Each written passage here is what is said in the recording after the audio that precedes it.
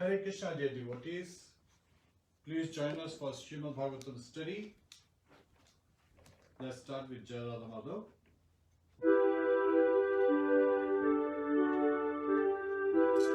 Jai Radha Madhava Kunja Bihari.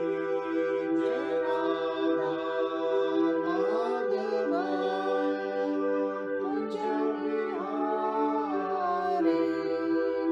Gopi Jana Vallabha Girivardhari. Gopi Jana Vallabha Girivardhari. Yashodanandana Vrajana Ranjana. Yashodanandana Vrajana Ranjana. Yamuna Tira Vanachari. Yamuna Tira Vanachari. Jai Radha Madhava Kunja Bihari. Jai Radha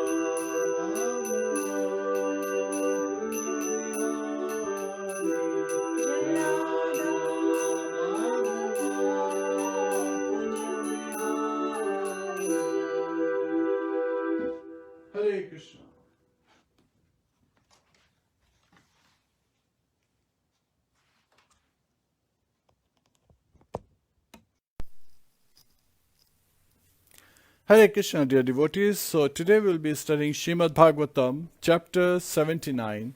Lord Balarama goes on pilgrimage. So let's get started with Mangalacharan prayers together. Om Namo Bhagavate Vasudevaya. Om Namo Bhagavate Vasudevaya. Om Namo Bhagavate Vasudevaya. Narayanam Namaskritya Naram Chaiva Narottamam Devim Saraswatim Vyasam Tato Jayam Mudiriyet Shravratam Sa Katha Krishna Punya Shamana Kirtanaha Hridayantasto Hya Bhadrani Vidhunoti Suhasatam Nashta Prayeshva Bhadreshu Nityam Bhagavata Sevaya Bhagavate Uttam Shloke Bhaktir Bhavti Neshtiki. Hare Krishna. Please join us for the recitation of the first verse of Srimad Bhagavatam, 10th Canto, chapter 79. Lord Balarama goes on pilgrimage. Shri Shuka Uvacha Shri Shukuvacha Tataha Parvarnya Upavritte Tata Parvanyupavritte Prachandaha Pamshu Varshanaha Prachanda Panshu Varshana Bhimo Vayur Abhudrajan Bhimo Vayu Arbhudrajan Puya Gandhastu Sarvashaha. Puya Gandhastu Sarvasha. Please. Shri Shukuvacha Shri Shuka Uvacha Tata Parvani Upavritte Tataha Parvarnya Upavritte Prachanda Pamshu Varshana Prachandaha Pamshu Varshanaha Bhimo Vayura Budrajan Bhimo Vayura Bhudrajan Puya Gandhastu Sarvasha Puya Gandhastu Sarvacha. Shri Shuka Uvacha. Shri Shukuvacha Shri Shukdev Goswami said, Shri Shukdev Goswami said Tataha, Tata then, Parvani, Parvani the new moon day, the new moon day Upavritte, Upavritte when it came, Prachandaha, Prachanda fierce, Pamshu dust, dust Varshanaha, Varshana raining, Bhimaha, Bhima frightening, frightening Vayuhu, Vayu a wind, Abhut, Abhut arose, Rajan, O King Parikshit, Puya, of pus, Gandha, the smell, Tu, and Sarvashaha, all over. Translation by the disciples of His Divine Grace, Sri Bhaktivedanta Swami, Srila Prabhupada. Shukdev Goswami said, Then on the new moon day, O king, a fierce and frightening wind arose, scattering dust all about and spreading the smell of pus everywhere. There is no purpose, we'll just read some more verses. Next, onto the sacrificial arena came a downpour of abominable things sent by Balwal, after which the demon himself appeared, trident in hand. The immense demon resembled a mass of black carbon. His topknot and beard was like molten copper, and his face had horrible fangs and furrowed eyebrows. Upon seeing him, Lord Balarama thought of his club, which tears to pieces his enemies' armies, and his plow weapon, which punishes the demons. Thus summoned, the two weapons appeared before him at once. With the tip of his plow, Lord Balarama caught hold of the demon Balwal as he flew through the sky, and with his club, the Lord angrily struck the harasser of Brahmanas on the head. Balwal cried out in agony and fell to the ground, his forehead cracked open and gushing blood. He resembled a red mountain struck by a lightning bolt. Purport. According to the Acharyas, the demon appeared reddish with blood, like a mountain red with oxide. Hare Krishna. Paying obeisances to the spiritual masters.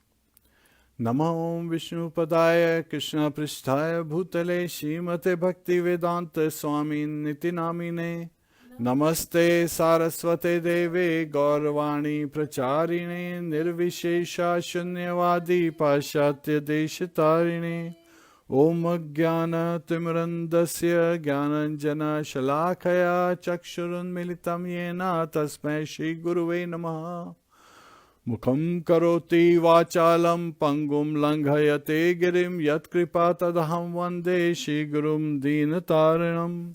Hare Krishna Krishna Krishna Hare Hare Hare Rama Rama Rama Hare Hare. Hare Krishna.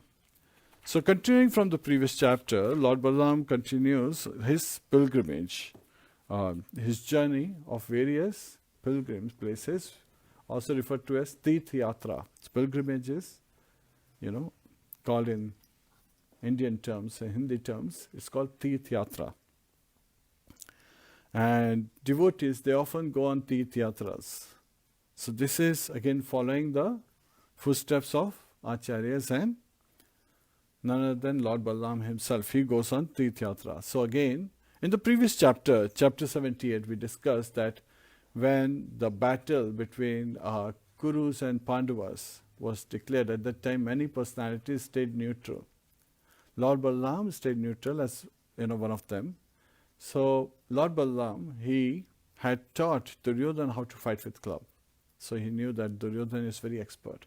And Shukdev Goswami, when he's speaking Srimad Bhagavatam to Parikshit Maharaj, he actually reveals in summary in the previous chapter as how Lord Balaram went to various places. And in this chapter also, it has been revealed that how Lord Balaram elaborately actually went to different places and how he was, taking benefit, showing us how to take benefit of, on our journey to various Tirtha sthans, right? On our pilgrimage, when we are carrying out and visiting various temples, various dhams, various wonderful, places where Lord had performed his pastimes. Chaitanya Mahaprabhu also went on Tirth Yatra. He also had his journey to South India and then further to the Western India and went all the way to Prabhas, Prayag, and came back to Puri. So again, we have so many wonderful acharyas also carrying out such journeys. So it is very important to understand, why do we carry out the journeys? What should be our mood when we are on a journey, when we are on a Tirth Yatra? And how can we benefit when we are on a Tirth Yatra? So there are various aspects, and these need to be kept in proper respect. And how can we recharge our batteries, our soul, again fully charge it so that we can continue to advance in our spiritual journey as well. Sometimes it's very interesting that I was talking to some of my friends at work, and they were talking about like how they go on different vacations. So the aspect of vacation is to recharge their batteries. So that is, a general aspect of people. They have been working very hard, now they have to have fun. And this is because they have over-endeavored, right? When people over-endeavor trying to sustain their life, then they want to also enjoy. Of course, that's one extreme. Another extreme is that people have not had enough quality time with their families. And because of daily life being so busy, going to work, coming back, and then preparing for the day, meeting the various needs of household activities, and then going to work again, then coming back, that also causes that the quality time is reduced in the family. So to be able to recover that, have that close association, having a loving exchange with the family members, spending time with them, is also another very mode where people go on vacations. Yet Tirth Yatra is even better, because many times when we go on vacation and we come back, we need now a vacation from vacation. We are so tired because of this vacation, the journey we have taken, that now we need, Hare Krishna, vacation from vacation, because we are over-exhausted. And this happens when we take on a journey without having proper planning. And the same thing is true about Tirth Yatras. And when we don't do proper planning, there every possibility of, exerting ourselves and having an experience that we are not ready for. So any journey can have various varieties of experiences. So here, various journeys can lead to good scenarios as well as bad scenarios. And it reminds me of a thing that when we go on a journey, we meet so many people. And we have so much opportunity to appreciate our gratitude in every interaction that we have. So once there was these two gentlemen, they were on a journey, and they had been walking all day in a scorching heat during the season of summer. And you can understand, means on their journey, on their Tirth Yatra, so they become so tired. Then they finally decide to rest. So they could not see any, big trees nearby except for one tree, which was a plain looking tree. And so they sat under the tree, under its shade. And then looking up at the branches and seeing that there was no fruit, no flowers, just, the tree was very plain looking tree. So one man said to the other man, saying that this tree is so plain. It has no fruits, no, and even the wood of this tree is not strong enough that it can be used in building any furniture or anything. And so what is the benefit of this tree? It is completely useless. So at that time, the tree responded that don't be so ungrateful.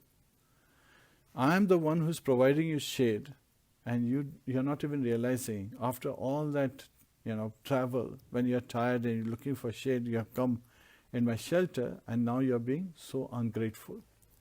So sometimes we have to be very much cognizant of our surrounding, be aware of our surrounding, and see that everyone has a purpose, and we should be grateful as we are understanding their purpose and we are utilizing them for benefit, so that our spiritual journey can go on very well.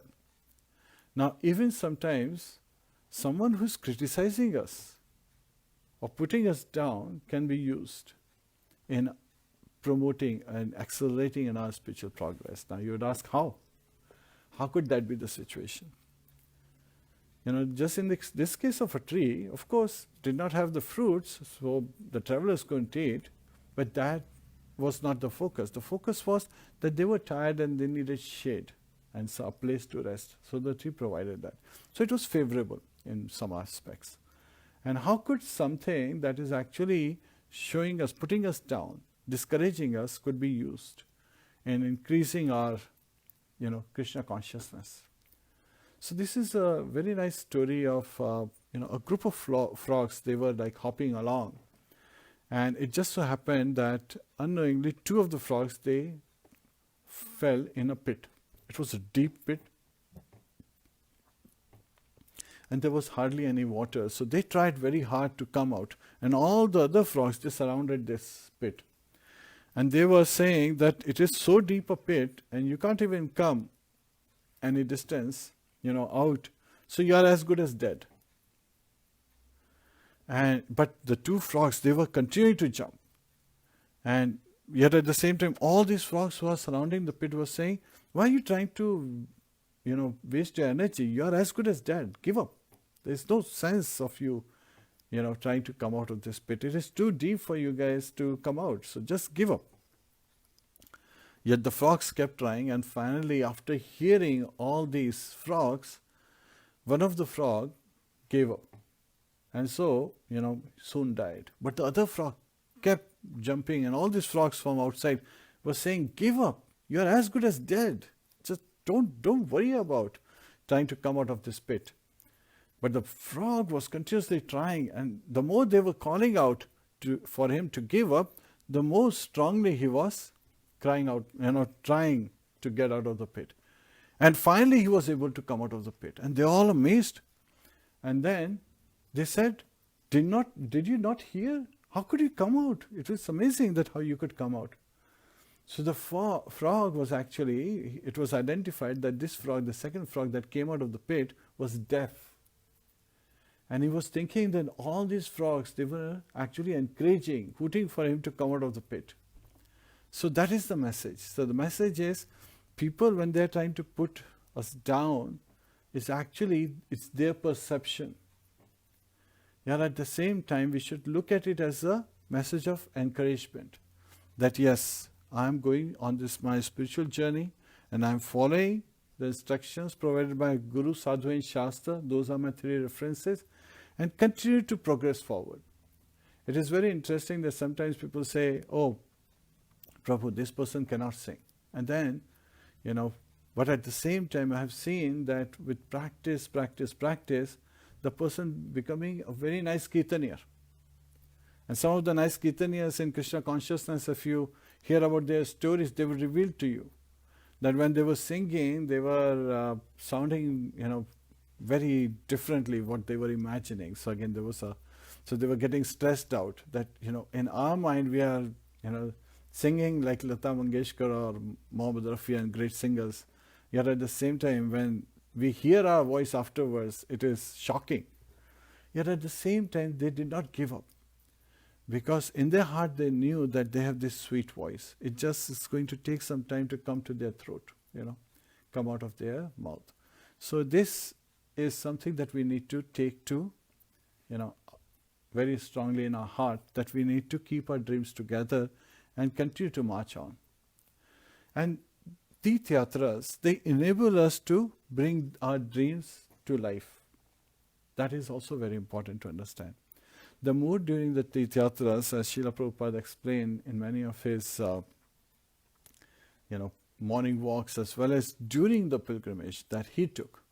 So when he went with the devotees to various places, right, to Prayag as well as to the Kumbh Mela and many other places, he showed us how we should be engaging ourselves to make advancement. So in Kumbh Mela at one time, when the devotees were new, they had just come to Bombay, many of the devotees, there were devotees in Calcutta, also in Allahabad. So they all gathered for the Kumbh Mela. So all of them, they came together in the Kumbh Mela. Srila Prabhupada had already given a huge amount of money to get a really nice spot in the center. And there were big pandals being set up, and the devotees were doing kirtan, and Srila Prabhupada was giving his discourses every day during this time.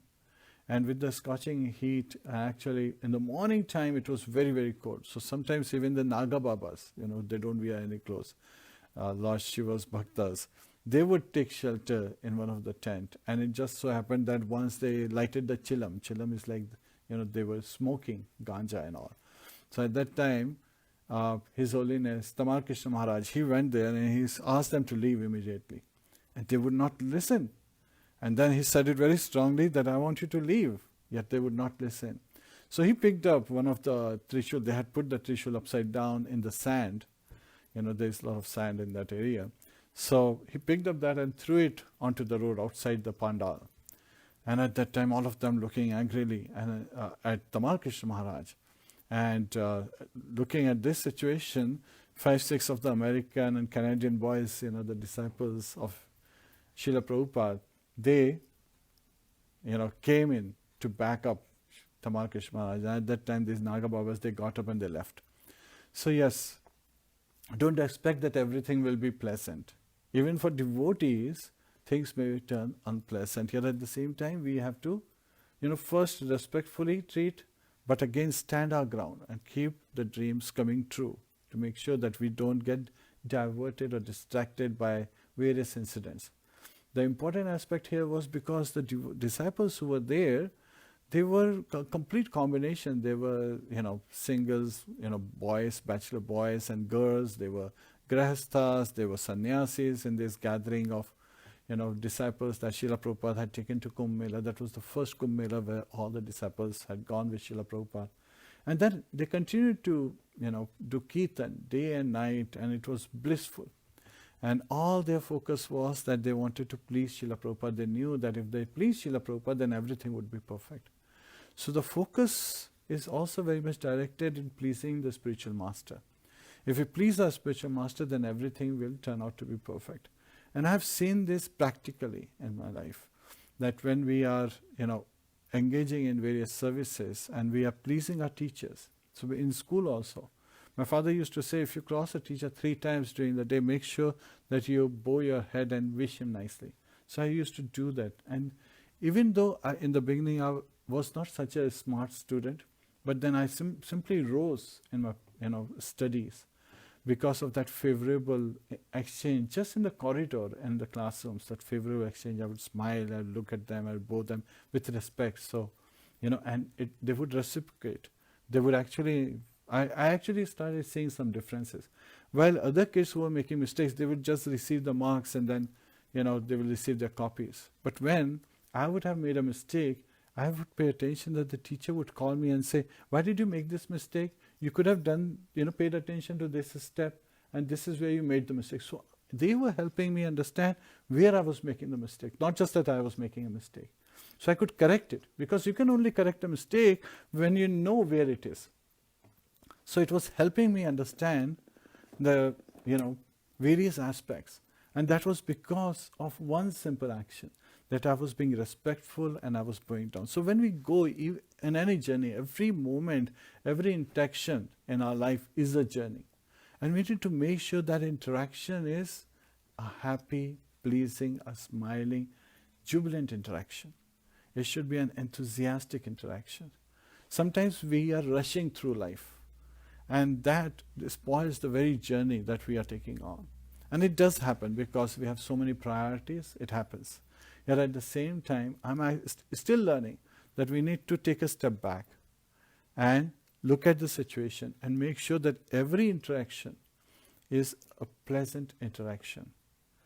His Holiness Bhakti Tirth Maharaj said that when you interact with someone, you should interact with this mood that the success of your spiritual life depends on this interaction. So that should be the mood. And what to talk about our interaction with the Supreme. So when we are chanting the holy name, every word that we speak should be like a jasmine flower as an offering at the lotus feet of Lord Krishna. So now when we are taking a Tirth Yatra, when we are on a Tirth Yatra, we are taking this pilgrimage, when we go on a pilgrimage, we need to understand the mood. And Lord Balarama is showing this mood. Now, why is Lord Balarama carrying on pilgrimage? Because that was the sacrifice for Dwapar Yuga. Krite tada dhyayate vishnum tretayam yajato mukhe dwapare paricharyam kala tadhari kirtanat. So in the Krita Yuga, Satya Yuga, dhyayate vishnum, people would meditate on Lord Vishnu, on Lord Krishna, on his name, form, activities, pastimes, and thus they would attain perfection. That is the Satya Yuga. But to be able to meditate, they needed all 4 religious principles, right? Austerity, cleanliness, mercy, and truthfulness. So by having all 4, they were potent and they could live for hundreds of thousands of years. And the meditation would go on for tens of thousands of years. Vishwamitra meditated for 60,000 years, yet at the same time Menka showed up and he fell down. She was an Apsara, sent by Indra, because Indradev was fearing that if Vishwamitra performs and is successful in his meditation, that he could become next Indra. So even in heavenly planets in this material world, there is fear. So even there is a risk in meditation. Prachetas, they meditated for 10,000 years under the water. So again, you can imagine and 10 brothers, Prachetas, sons of Prachinbari, they are meditating and then they get the blessings from Lord Vishnu. And what's the blessing and what pleases the Lord is amazing. Here he is saying, I really like the way you interact with each other. So when we are on a pilgrimage, when we are taking a journey, when we are on a Tirth Yatra, then it is very important for us to understand that our company, whoever is in our company, we are collaborating with everyone, we are cooperating with everyone to make it a very pleasurable journey. And that is an essence of every journey. That every journey should be filled with such wonderful loving exchanges, such happy, smiling, and good times, that it passes very fast, yet at the same time it leaves us with those memories.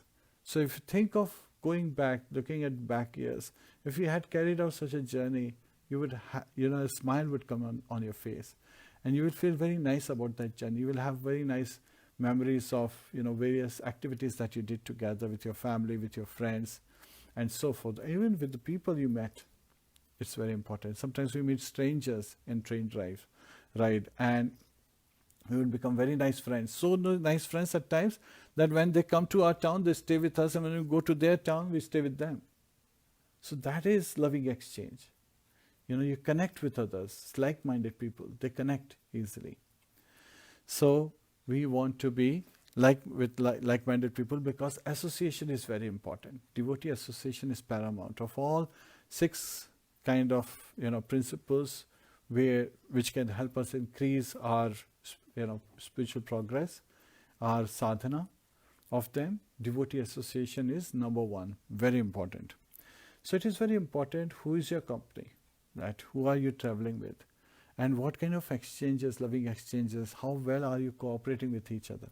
And then when you are going to a Tirth, a place where Lord has performed his various pastimes, like going to Vrindavan or Mayapur, Navadvip or Puri, or any of these places, then it is very important that how are we interacting with people at that place, and what kind of people are we interacting with.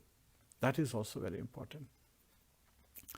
So His Holiness Radhanath Maharaj, he was discussing this very nice incident, where Chaitanya Mahaprabhu, he was on his journey. So 6 years of his life, he was, taking a journey. And so he went to the south, and further he went to the west, and he went to Maharashtra, even Pune. And in Maharashtra, he went to one of the temples, not in Pune, but, another place. And he saw something very disturbing in this temple. In this temple, the priests, they were very manipulative. And these priests, they would, lure away the young girls by saying that you will get married to the deities. So they were marrying, these young girls to the deities, and then turning them into prostitutes and murderers. Saying that now that you are married to the deities, you are above all rules and regulations. And you can do whatever you feel like. And they would engage them in various activities like, robbing people of their wealth, tricking them, cheating them, and even engage in prostitution and so forth, and even murdering them. So even in a temple, when you are going, you have to be very careful of the kind of association you are having. And also the kind of company you are keeping will help you keeping yourself away from such situation. So when Chaitanya Mahaprabhu went, so these girls, they had grown in that particular environment, and they had become so hard that after some time they were not feeling any guilt. So in the beginning, when they would engage, they would see that this is very bad. So these Pandas would say, no, don't worry about it. You are above all rules and regulation. You continue to do what you're doing. You're doing very wonderfully. And, the girls, after some time, forgot about all the abominable things they were doing. Rather, they were enjoying it. So that guilt went away. They became so hard-hearted. So that is something that we want to save ourselves from such hard-hearted people. Well, when Chaitanya Mahaprabhu, he went there, he was just 26 years old. And he was so beautiful. He was the most beautiful personality. So, looking at him, they were amazed, they were shocked, they were surprised looking at his beauty. Yet at the same time, when Chaitanya Mahaprabhu, he saw them, he understood their miserable condition. And so he wept so much that all these ladies, their hearts melted. And so they gave up all those abominable activities, and literally became sannyasinis. They became yoginis, and they continued to engage in devotional service. So that is, love matra sadhu sangha sarva siddhi haya. just by a momentary association with a saint, and who want to talk about the topmost saint, Chaitanya Mahaprabhu, they were purified in their heart and they gave up all those abominable activities and they became conscious of every single interaction. So they became. And of course, in Maharashtra, Chaitanya Mahaprabhu initiated one disciple, Tukaram, and the whole Maharashtra was dancing and singing, in his bhajans, as he was singing his bhajans, singing the glories of Lord Krishna and Radharani. The whole of Maharashtra was constantly immersed at that time. So such a wave happens when someone is initiated. And similarly, Srila Prabhupada, when he was in Russia, back in those times, it was called Russia, USSR, in that area, he had initiated one disciple who came to the airport. And, even then, this person was so dedicated that even after, he continued to engage in devotional service, and, the message was very, very well spreading at that time, where there was very narrow-mindedness. People were, so narrow-minded at that time that once, as Srila Prabhupada, he in his luggage, Bhagavad Gita was discovered. And they were looking at it very seriously, that this is a big offense, and maybe thinking of arresting Srila Prabhupada. At that time, Srila Prabhupada, very nicely explained that this is, safe. And there was a big case, a few years back, that was being fought, in Russian court, which was won by the devotees. Of course, many of the sannyasis, including my Guru Maharaj, he was engaged in proving that even though this is a knowledge spoken on the battlefield, it is for humanity, benefit of humanity. And so people, when they are pure-hearted, when they are honest, then they listen to the message. So this is also an aspect that when we go to the on a Tirth Yatra, then we should have honest dealings. Not just be honest ourselves, but also see that the other person is also honest in their dealing. And if there is shady dealing, this is a good sign to kind of safeguard ourselves, put on our guards. We should always be very intelligent about our guards and also make a decision to looking at, is it favorable for my devotional service or is it unfavorable? We of course don't want to even perform Janaprad, what to talk about Vaishnava Aprad. So walking out of a situation is not Vaishnava Aprad. Sometimes people even start calling that. You see that this is a situation you cannot handle and it's beyond you and you do not have enough protection. Sometimes it's even better to walk out. So I'm just trying to tell you like some of the adverse situations. Now that we understand that our focus is on loving exchange, it's always a good idea to take a devotee who is aware of the surrounding. And we have had a first-hand experience of this, where we actually have seen that every time you contact a devotee at that place or you contact a devotee who's going to show you around, the whole experience becomes transcendental. Because automatically, with the company of this devotee, people who see you, they are careful in dealing with you. And many times, today times, of course, in Kali age it is said that it is very difficult to find, Brahmanas, and Janevu is sometimes the only distinction. And they are not really even following any of the samskaras, any of the rules and regulations. So that's why, as a devotee in parampara, right, in bona fide disciplic succession, it is where you can rely on having an honest interaction. A Brahmana would act like a Brahmana because he is actually situated in Brahman, who is constantly engaged in devotional service and wants to engage everyone else in devotional service. So that is the kind of personalities you want to interact with. People who are very honest and very open in their dealings. In Vrindavan, Deenbandhu Prabhu, he takes out, people on Vrindavan Parikrama. He does it very nicely, glorifying Lordship. So again, in Vrindavan itself, you can, have company of wonderful devotees like him who can show you the whole Vrindavan. Or you could even see pandas trying to catch on you and say, you cannot move out of this spot unless you do this puja and put this Lakshmi here and that Lakshmi there. And then you talk about the pastimes, they're like, no, first let's do puja and then we'll talk about all pastime. And then they will, pull you further. So I have had some friends who did not have devotee and they came back with very negative experiences. And they are saying, why is this there? I said, Maya is everywhere. So we have to understand that Maya is constantly working her influence. And when they see that people become gullible when going to Tirth Yatra, then she is sending, the cheaters also in that environment to make it worse. And sometimes, people see such cheaters even in, among the devotees, they're wandering around unknown to them, right? They are in disguise. Maya is perfect in deceiving, cheating, and putting up a perfect disguise. So it is very important for us to really understand the situation so that we can make the best use. In earlier cantos in Srimad Bhagavatam, in the second canto, third canto, we hear how Uddhava and Vidur, they met. And Vidurji was so much impressed by Uddhava that he immediately wanted to take, initiation from Uddhava. And Uddhava said, no, I am too young.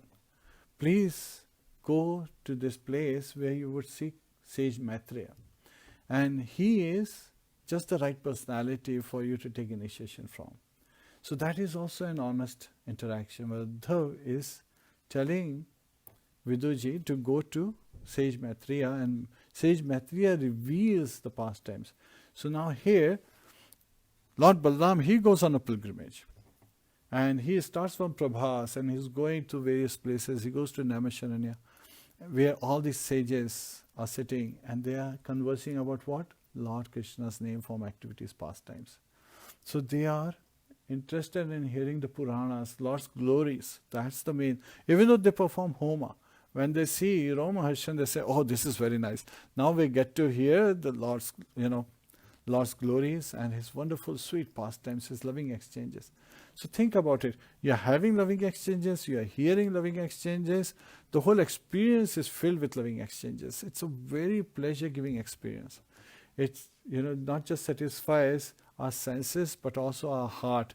And it charges us up with this. So that is the kind of experience we want to have, so that when we come back after the pilgrimage, then we are fully charged. So we're talking about Kriteta Dhyayate Vishwam. So meditation in the Krita Yuga, Satyuga, was very difficult. We don't have such a long life, 100,000 years or more. Tretayam Yajatomake. In Treta Yuga, people would perform fire sacrifice and attain perfection. For that, austerity wasn't there in Treta Yuga, because with the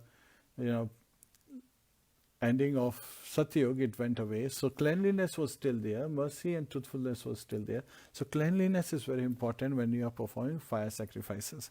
And that is what was covered in the previous chapter. These sages, they were performing fire sacrifices. So sacrificial arena. So that is a mood of a demon.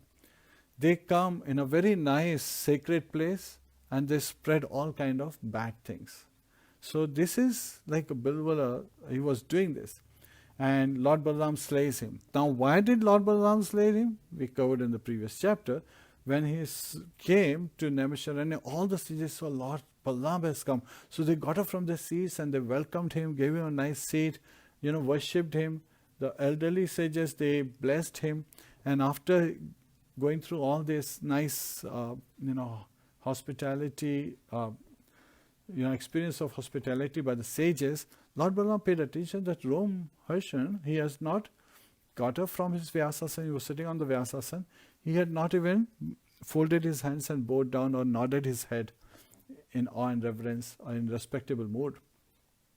So seeing this, Lord Balaram understood what's in his heart, and he said that this Rom Harshan, even though he is from a Sutta Brahman class, so again, that's within Brahmanas there are different categories. Yet he is very proud that he is a disciple of Srila Vyasadeva. So sometimes people, they become very proud because of their guru's position. So that is also being identified. And that's also a practical experience people have had, where they have shared that, I was thinking he's a disciple of such a great personality, how could he behave like that?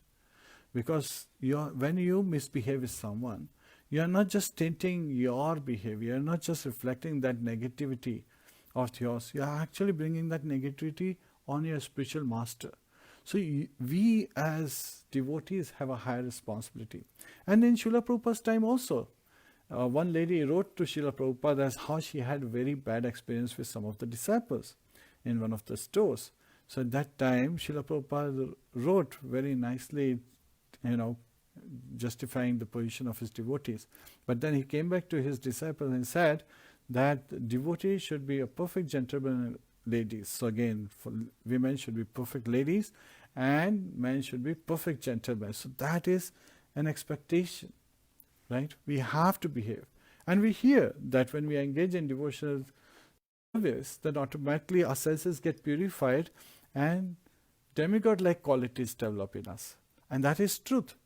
Yet at the same time, we have to make a proper endeavor with the right mode. So when we go on a Tirth Yatra, we meet devotees with such qualities and we show those qualities because people reciprocate how you behave. Yet at the same time, yes, there is always a misunderstanding of people taking us to be gullible, and it is easier to walk out than to engage in any argument. So this is also a practical experience one should take. So here, Lord Balarama saying that this Romharshan, he is so proud because of being disciple of Vyasadeva, and he has not yet conquered his mind. So he is fit to be killed, and he just touches with a kusha grass, a very soft grass, a strand of grass, and Romharshan is killed. So this is Lord Balarama killing. So at that time, all the sages, they start lamenting, they're grieving that we just blessed him. Just before you came, we blessed him with long life, with perfect senses, and you just killed him. This is such an abominable, irreligious act that has been performed. So at that time, Lord Balarama hearing this, so again he's hearing his devotees, making a petition on behalf of Romharshan. So he says, yes, I'll bring him back to life and he will have long life. But then the sages say, no, let this situation be as it is. And as per the Shastras, the son is a representation of his father. He's an expansion of the father. So he has a son, Ugrashava. So you should bless him. So Ugrashava is blessed by Lord Balarama. And now Lord Balarama is saying, please sages, tell me what kind of penance should I perform? So they tell him that you have to carry out a year-long pilgrimage. And that is the sacrifice for Dwapar Yuga.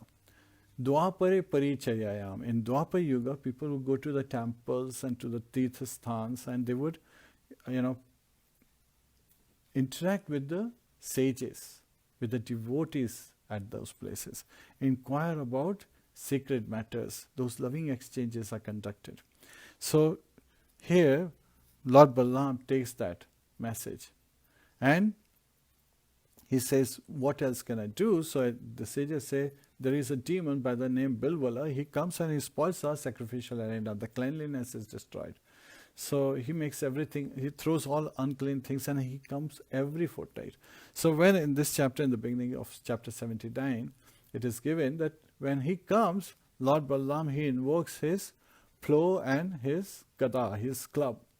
And with his plow, as this demon was flying away after spoiling the whole sacrificial arena, he pulls him down and brings him to the ground, and with his club he smashes his head, and from his head the blood oozes out. And since he had a very dark complexion, like black carbon like complexion, it appears like when a thunderbolt hits at the peak of a mountain and the magnesium oxide comes out and makes it look beautiful. So similarly, his blood is making a whole, him looking beautiful from that perspective. Earlier we also saw with Dvida monkey, a gorilla, where Lord Balarama had hit with his club on his head, the blood came out, and Srila Prabhupada says, it looked beautiful as if magnesium oxide is coming out of the mountain, from the top of the mountain. So similarly, this demon is killed with similar narration. And at that time, all the sages, they are very happy. So they clean the whole sacrificial arena, as well as they give Lord Balarama a very nice bath, just like Indra receives bath after having defeated the demons. So such nicely he is bathed and, he is greeted. He is given a garland of lotus flowers, which never,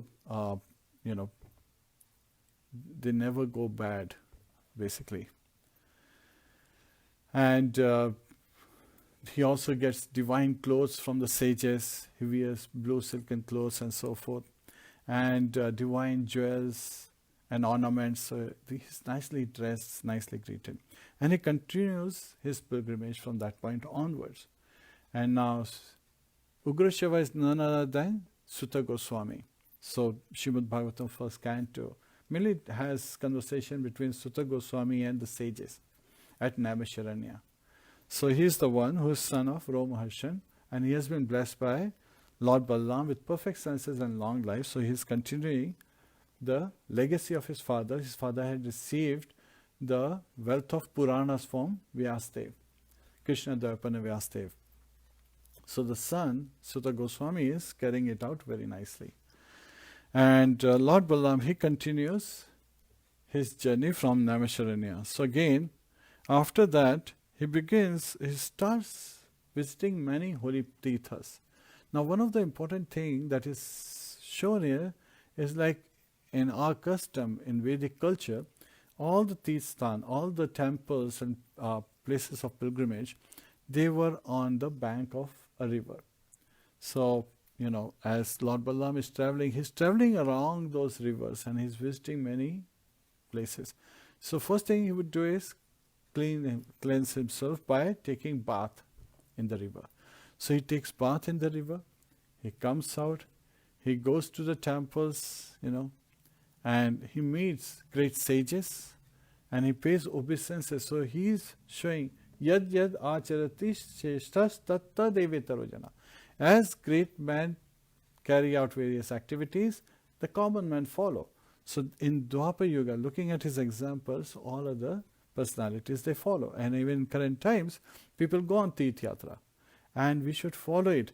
When we go to the place, first of all, we take the dust on our forehead, because this is a Tirth Sthan. We bow down, pay obeisances to the Tirth Sthan. And especially Vrindavan. Lord Krishna says Vrindavan is holy dham, so non-different. And Golok Vrindavan is the topmost of all the holy places.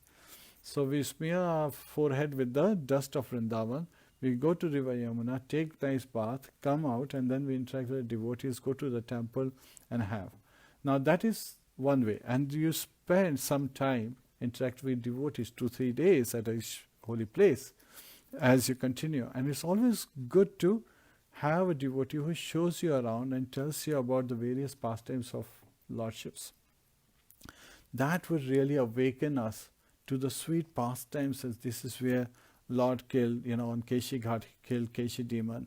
This is where Radha Kund, Sham Kund, they are there, and then just by taking a dip in Radha Kund, Sham Kund, you get best, the mercy, the blessing, that love of Godhead will awaken in your heart. Such an amazing thing, just by taking a dip in Radha Kund and Sham Kund. So such wonderful pastimes have been revealed, and it is all by the mercy of Chaitanya Mahaprabhu that he, sent the 6 Goswamis. First he, went to all these places. They were completely covered by jungles and, they were not visible. Yet at the same time, he was able to see them because he is Antara Krishna Bahar Radha. Radharani externally, because Tapta Kanchan Dwarangi, that's his golden complexion, is because of Radharani is covering outside, and inside it is Krishna who is appearing in the mood of Radharani. So Chaitanya Mahaprabhu, he sent also his disciples, the 6 Goswamis, who excavated the whole of Vrindavan and made these wonderful places, the holy places in Vrindavan, all those pastimes that we can hear again and again, and continue to immerse in those pastimes. And Lord Balarama is going through all those pilgrimages. Now you would say that it's very nice that you can go to all these tirthas, but what to do now? COVID-19 is there. We don't even feel comfortable going outside our house. Then I want to tell you that actually there are 108 holy places you can even visit now. And that is appearing in the form of a japamala. Each of the bead in your japamala, first of all, japamala is made up of tulsi, right? So Tulsi is the purest of all. She is the, an exalted devotee of Lord Krishna. Even Goddess Lakshmi, she lives by his side. Hare Krishna.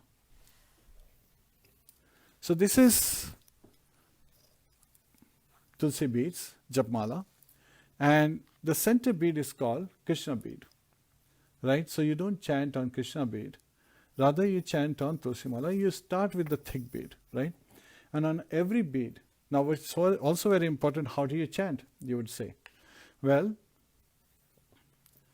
when you want to chant, it's very important that you chant and think of, pronouncing every word very distinctly and hearing it, because the word that you're pronouncing are going from your ears to your heart, and Lord is dancing on your tongue. Yet at the same time, your heart is getting purified. Lord Krishna himself is cleaning your heart. So when we chant on, not on the Krishna bead. The Krishna bead is the center bead. So we start with the first bead and we chant Hare Krishna, Krishna Krishna, Hare Hare, Hare Ram, Ram Ram, Hare Hare.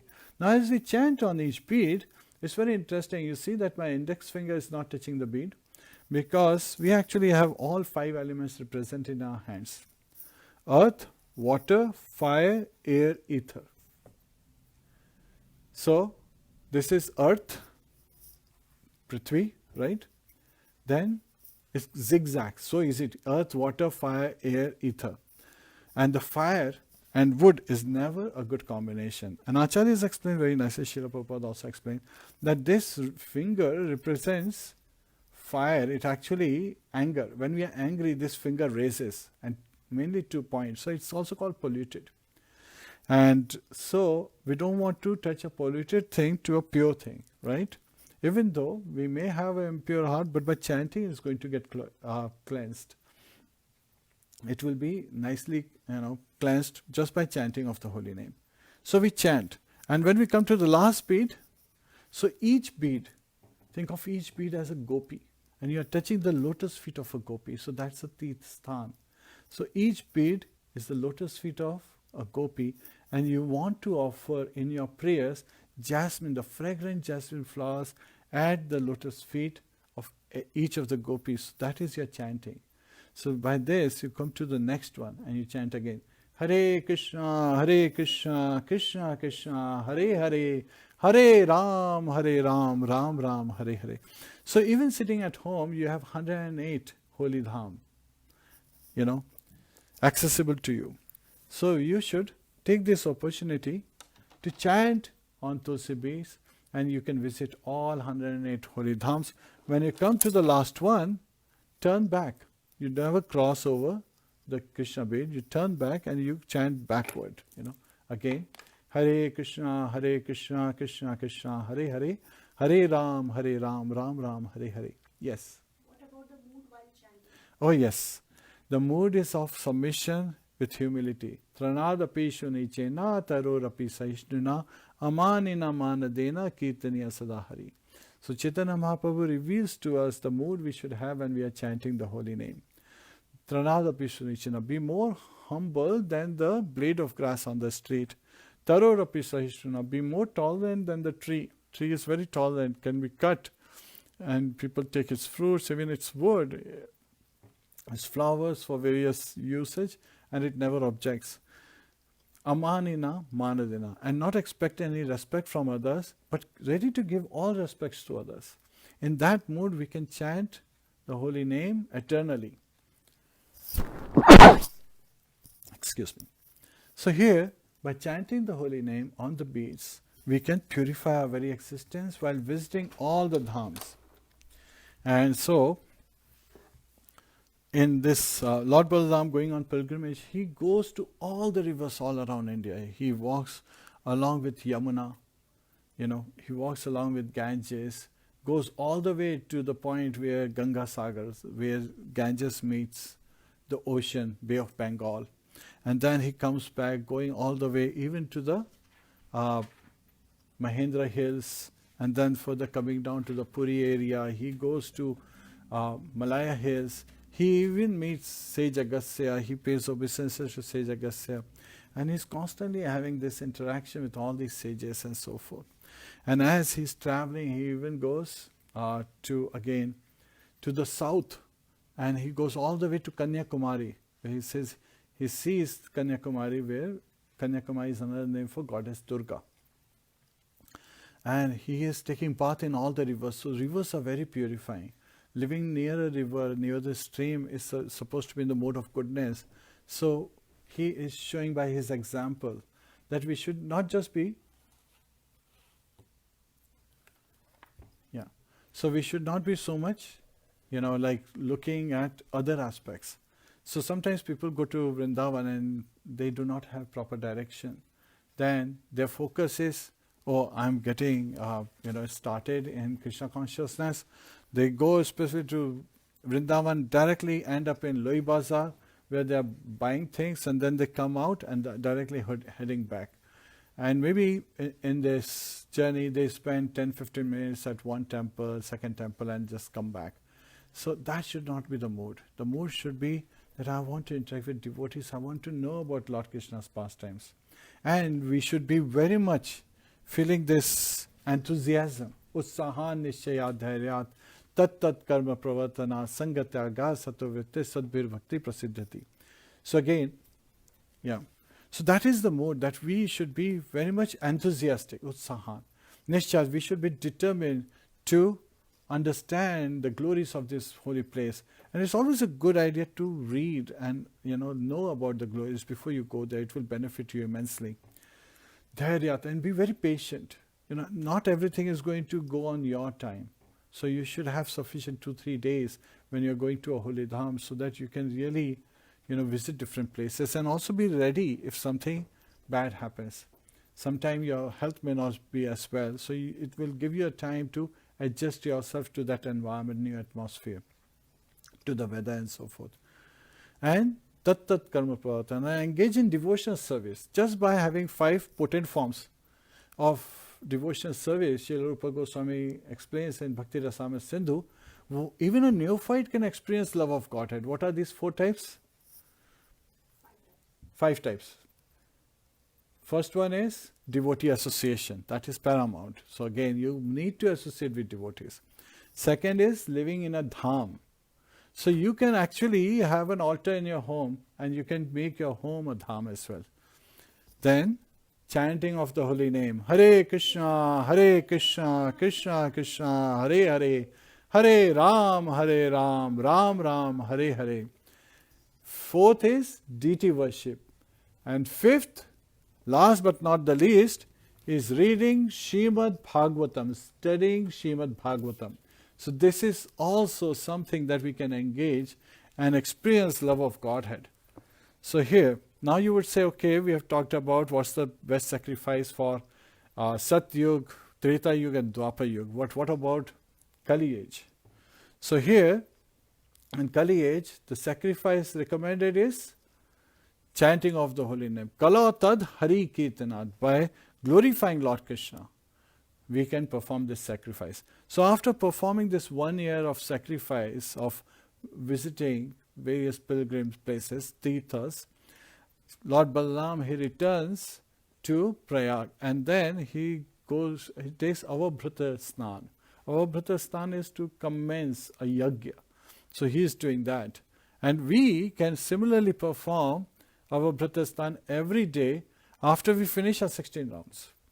So there, when we chant the holy name, and Srila Prabhupada made this amazing concession of 64, with loving mood we chant those 16 rounds on every day, chanting the holy name. When we finish those 16 rounds, we can also have our Bhrata Snan. Take the bath so that we feel cleansed that we have performed it. And be ready to do it regularly every day. And we get the same benefit as in the previous ages of all those sacrifices, the 3 types of sacrifices they were performing. So we can avail that. And also at the same time visit 108 holy places while doing this. Such an amazing opportunity we have, even at such times where there is COVID-19 out there. To be able to visit 108 holy places, to be constantly immersed in the love of Godhead, having this opportunity to glorify the Lord by reading Srimad Bhagavatam, Bhagavad Gita, Chaitanya Charitamrita, by hearing discourses of Srila Prabhupada, and just raising our hand and chanting Hare Krishna, Krishna Krishna, Hare Hare, Hare Ram, Ram Ram, Hare Hare. So this is the main essence I wanted to share. And then Lord Balarama, he again goes back to Naimisharanya forest. And before going to Naimisharanya forest, he goes to Kurukshetra, because that's where Pandavas and Kauravas, they were having this battle. And he sees Bhim and Duryodhan. They are like very, seriously fighting. And they are like appearing like expert dancers. They are fighting in this manner. And when he sees them, he approaches them to tell them that they should not fight. He says that, I see Bhim, you are very strong. You have amazing, strength of 10,000 elephants. And I see that Duryodhan, you are an expert in club fighting, because he is the teacher, right? He taught Duryodhan, so he knows Duryodhan is an expert fighter. So he says, I don't think that any of you can win.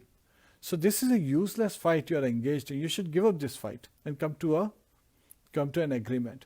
But none of them are ready to hear. And when Lord Balarama approached them, at that time, Lord Krishna, along with Yudhishthira Maharaj, Arjun, and Nakul and Sahadev, they all paid obeisances to Yamraji, but they didn't speak a single word. Because they knew that Lord Balaramji is the teacher of Duryodhan. And if he says something in favor of Duryodhan, that may not be favorable for the whole situation, because Lord Krishna is appearing as Lord Vasudev to deliver the earth of its burden. So now, seeing that Bhima and Duryodhan, they are bound on fighting, until death. So he leaves that place. And he goes back to Naimisharanya. And at that place, the sages see him. And so they again worship him. They engage him further. He is the Yajna Purusha. He is the beneficiary of all the sacrifices. Yet at the same time, he is performing sacrifices, being, requested so by the sages. And at that time, Lord Balaram shows his supreme form. He is the Supreme Personality of Godhead. And all the sages, they are feeling that their sacrifice has become successful, because that is the essence, that at the end of the sacrifice, they really get the blessings from the Lordship. And the blessing is being given to them by Lord Balaram, who appears as the Supreme Personality of Godhead.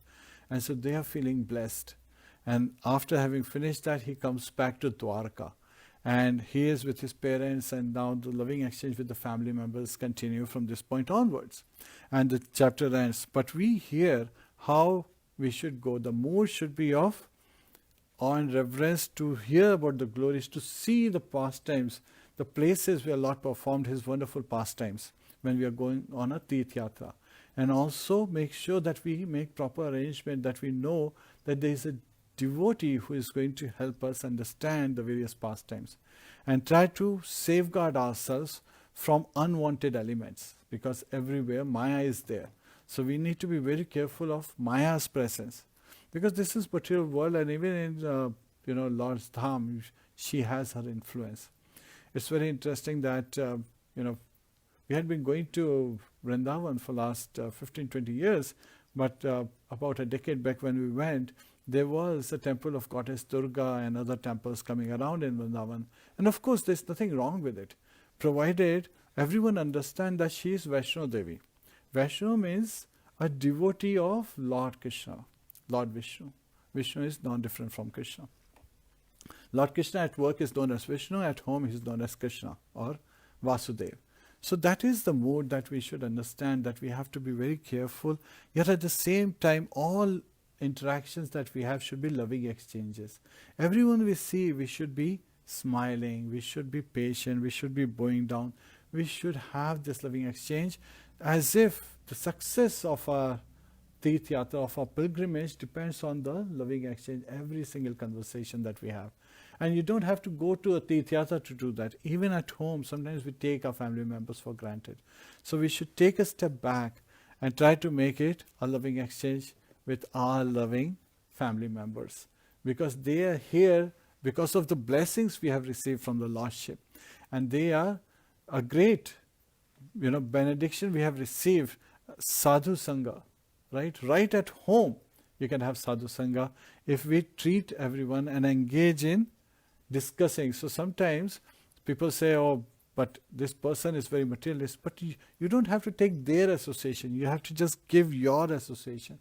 And what about just your association? You can give even Prabhupada's association. Shukdev Goswami's association, when you open Bhagavad Gita, Srimad Bhagavatam, and read it with your family members and understand, don't just read through the pages, just meditate on each sentence, how wonderful it appears. That even when Lord Balarāma, he left Kurukshetra, he came to Dwarka, he was having loving exchanges with his family members. So this is something we should always keep in mind, to make sure that whatever exchanges we have, we understand not just that Lord is performing loving exchange with his devotees, rather it's an opportunity for us to have a loving exchange with the Lordships. This is where the chapter ends. So let's do Narasimha Devati. Hare Krishna, please join us for Narasimha Devati.